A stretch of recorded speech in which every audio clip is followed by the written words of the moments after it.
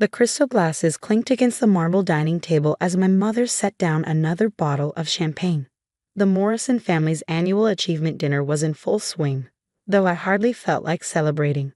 My sister Victoria sat at the head of the table, practically glowing in her designer dress as she detailed her latest promotion. And just like that, I became the youngest VP in Marshall & Sons history, she announced, earning appreciative murmurs from our assembled family members. The CEO said my restructuring plan was brilliant. I took another sip of water, trying to blend into the expensive wallpaper of my parents' dining room. These dinners have become a tradition over the past 5 years, a chance for everyone to brag about their accomplishments while subtly undermining anyone who didn't meet the family's elite standards. Elizabeth, my Aunt Patricia's sharp voice cut through my thoughts. Still doing that consulting work. All eyes turned to me, and I could feel the judgment radiating from each carefully maintained expression. At 32, I was the family disappointment, the one who'd walked away from a prestigious position at Goldman Sachs to start my own consulting firm. Yes, I replied simply, but before I could elaborate, Victoria let out a dramatic sigh. Poor Elizabeth, still a nobody after all these years, she said, her voice dripping with false sympathy. You know, we have some entry-level positions opening up at Marshall & Sons. I could put in a good word. She's just a consultant, my mother added with a heavy sigh, refilling Victoria's glass while pointedly ignoring mine. We had such high hopes. I felt my jaw tighten, but kept my expression neutral. If they only knew that just a consultant was a carefully crafted facade. None of them had any idea that over the past 5 years, I'd built Shadow Peak Consulting into one of the most powerful firms in the industry, operating through a complex network of shell companies and subsidiaries. Well, not everyone can be as successful as Victoria, my father chimed in, beaming at my sister. She's about to close the biggest acquisition in Marshall & Sons history. The merger with Global Dynamics will transform the entire company. Victoria preened under the praise, but I had to suppress a smile. The Global Dynamics merger, if only they knew the truth about who really controlled that deal. Actually, I said carefully, I have some news of my own. Oh darling, my mother interrupted, perhaps save the small updates for another time. Victoria was just about to tell us about her new penthouse.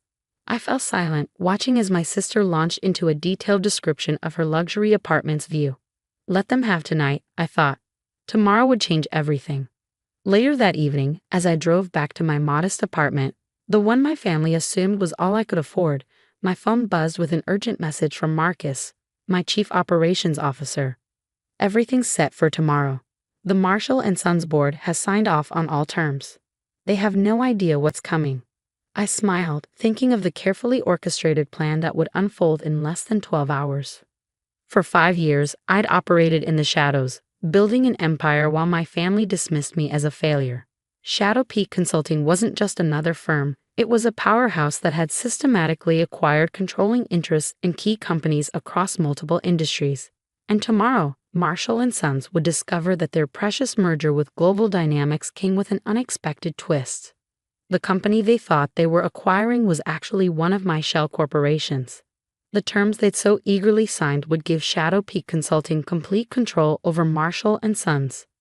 Victoria's career-making deal was about to become her biggest humiliation. I parked my car and took the elevator to my apartment, not the real one in the penthouse of the city's most exclusive building, but the modest space I maintained for family visits. Inside, I opened my safe and pulled out the final documents for tomorrow's reveal. The morning would bring the kind of dramatic revelation my family seemed to love so much. Only this time, the shock would be on them. My phone buzzed again. Another message from Marcus.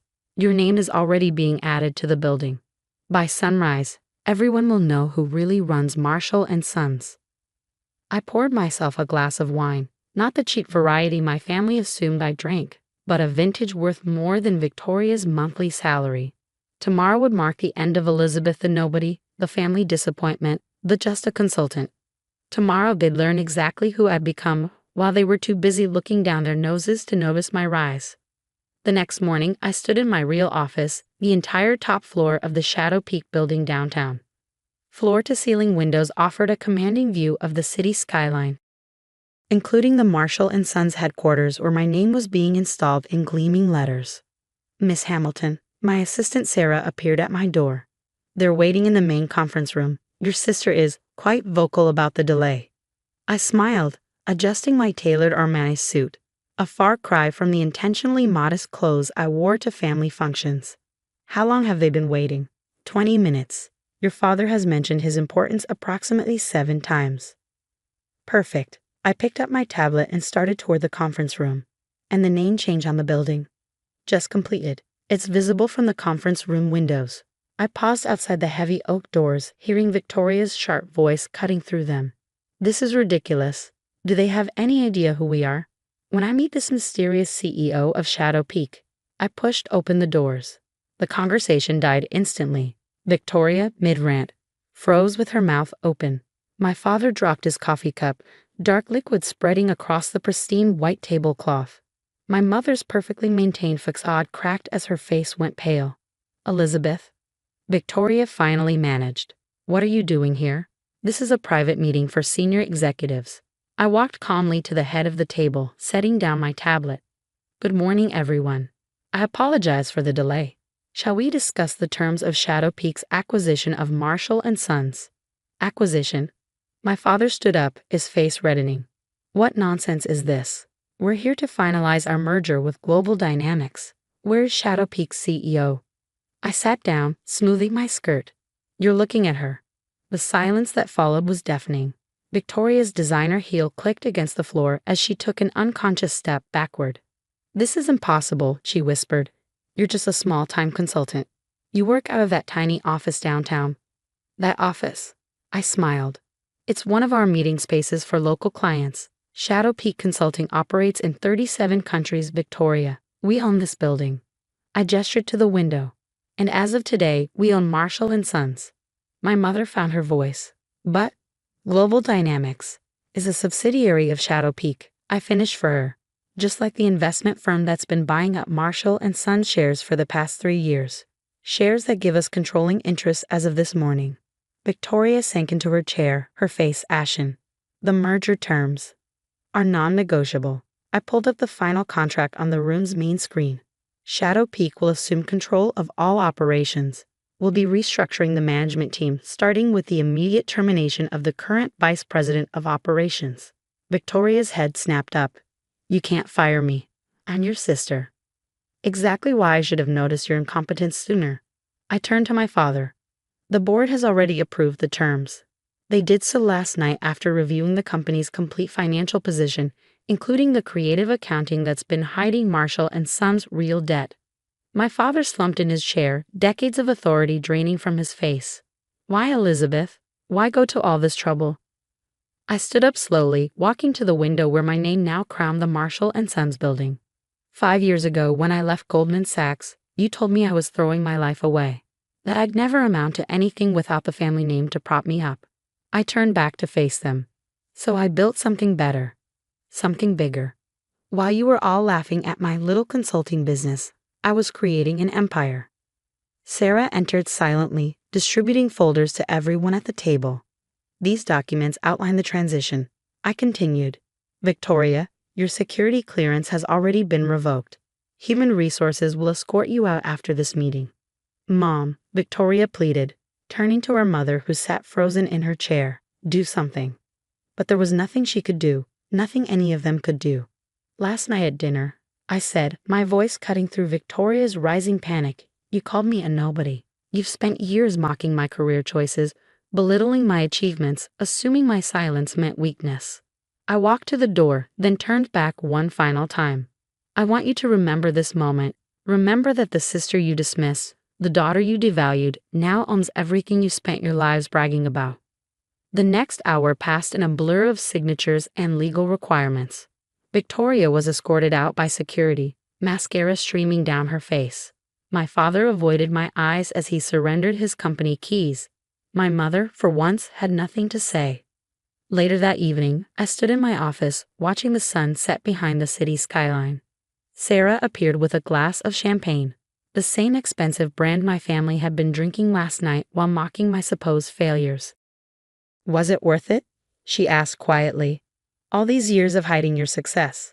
I thought about the decades of condescension, the dismissive comments, the patronizing offers of entry-level positions. Then I thought about the empire I built, the thousands of employees who relied on me, the positive changes I could now implement at Marshall and Sons. It wasn't about revenge, I said finally. It was about proving that success doesn't always look the way they think it should, that you don't have to follow their path to build something meaningful. I raised my glass to the gleaming letters that now crowned the building. Elizabeth Hamilton, CEO. Sometimes the quietest person in the room is the most powerful. Sometimes the child they underestimate becomes the giant they must answer to. And sometimes the sweetest victory isn't in proving them wrong. It's in showing them that you never needed their approval in the first place. The following year brought changes no one in my family could have predicted. Marshall and Sons, under Shadow Peak's leadership, transformed into a more ethical, innovative company. Victoria eventually found a mid-level position at another firm, hopefully having learned the value of humility. My parents, their social standing shattered, stopped hosting their achievement dinners. And me, I kept building, growing, expanding, not to prove anything to them anymore, but because I discovered something they never understood. True success isn't about titles or family names or yearly bonuses. It's about creating something meaningful, something that lasts. These days, when people ask about my path to success, I tell them the truth. Sometimes the best response to those who underestimate you isn't to prove them wrong immediately. It's to build something so magnificent that when they finally realize their mistake, it's already too late to matter.